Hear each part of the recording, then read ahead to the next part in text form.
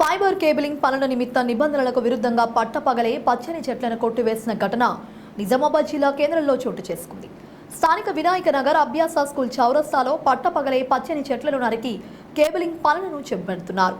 జియో సంస్థ ప్రతినిధులు పచ్చదనం కోసం వాతావరణంలోని కాలుష్యాన్ని అరికట్టడానికి కోట్ల రూపాయలు ఖర్చు పెట్టి ప్రభుత్వం మొక్కలు నాటించి వాటిని పెంచి పెట్టి వాటి పోషణకై నిరంతరం శ్రమిస్తుంటే జియో సంస్థ తమ వ్యాపార అవసరాల కోసం నిబంధనలకు విరుద్ధంగా మొక్కలను నరికేసి తమ ప్రతాపాన్ని చూపిస్తున్నారు.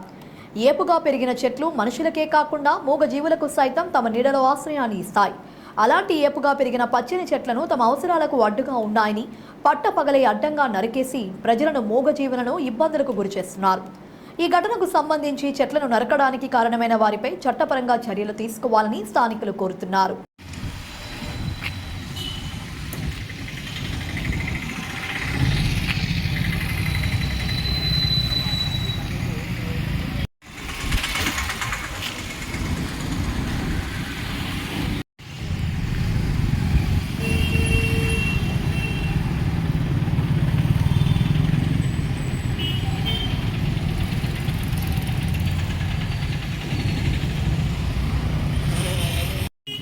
మీ ముందట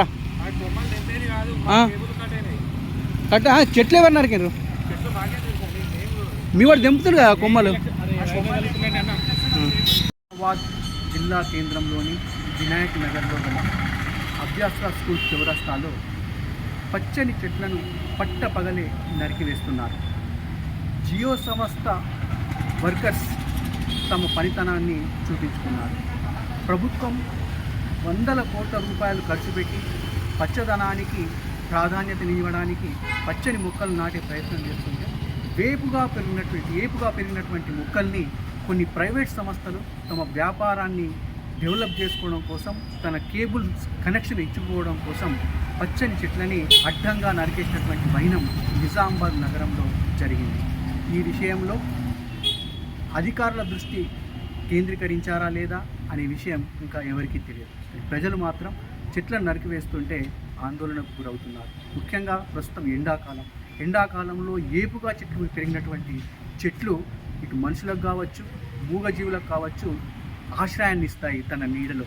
అలాంటి చెట్లను పట్టపగలే నరికేసి తమ పనితనాన్ని చూపించారు జియో సంస్థ పనిమంతులు. Shivakumar, studio 18 news, Nizamabad.